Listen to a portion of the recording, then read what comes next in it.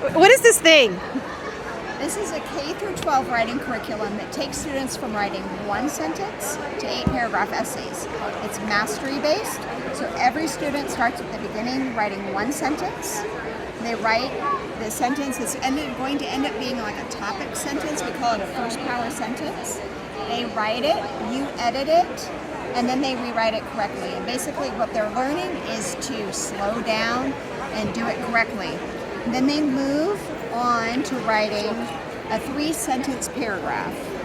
So instead of, this is the structure side of our book, and so they started with the 1 sentence, now they're doing 3-sentence paragraphs. And so now they have something like, I have 2 toys, first I have a doll, second I have a ball.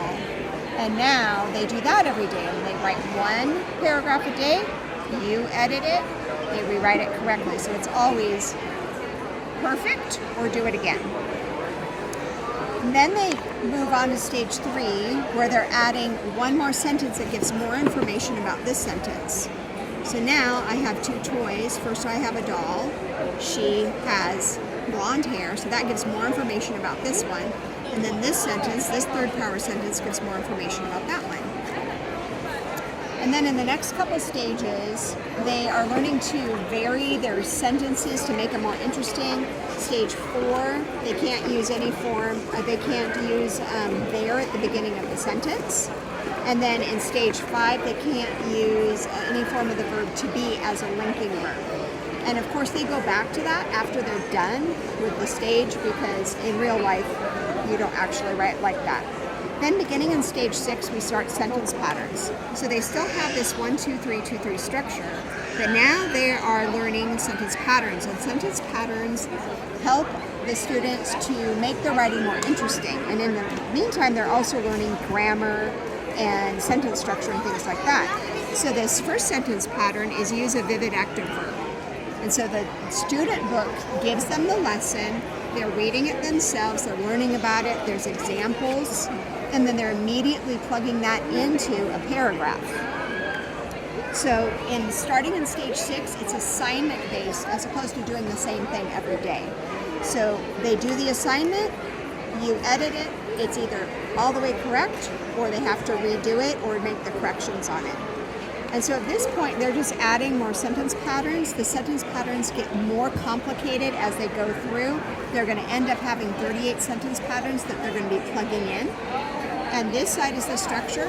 So the next thing that they're doing while they're adding those sentence patterns is they're going to add a 3rd thing to their paragraph. And that's going to end up being a 7-sentence paragraph.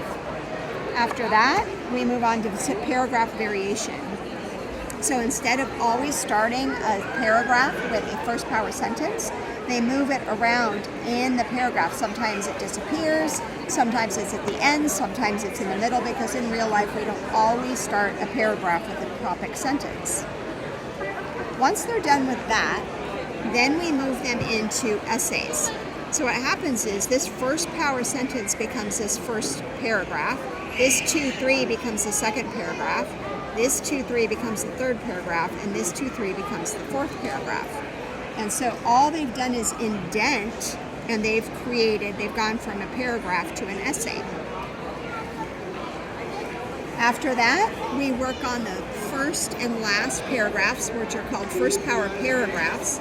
And normally we talk about things like doing an attention grabber or summarizing, and they really don't know exactly how to make that work. So we do first power paragraph themes, like use a quotation or a scenario or a metaphor, and that tells them what to do with each of those paragraphs, and they label that as they go. So for example, this paragraph has a theme of a quotation, and this one has theme of action. And then we add a 3rd power paragraph that gives more information about the 2nd power paragraph. This is your 8-paragraph essay. And each 3rd power paragraph has a job. It's either illustrating, giving opposition, or giving more information. So by the time they get to this stage, they know how to write an 8-paragraph essay. They understand every sentence has a job, every paragraph has a job, and they know exactly how to construct this full 8-paragraph essay. In the last stage, we do essay outlines. So now that they know how to use each of these kinds of paragraphs, they learn how to organize that to answer different kind of essay prompts.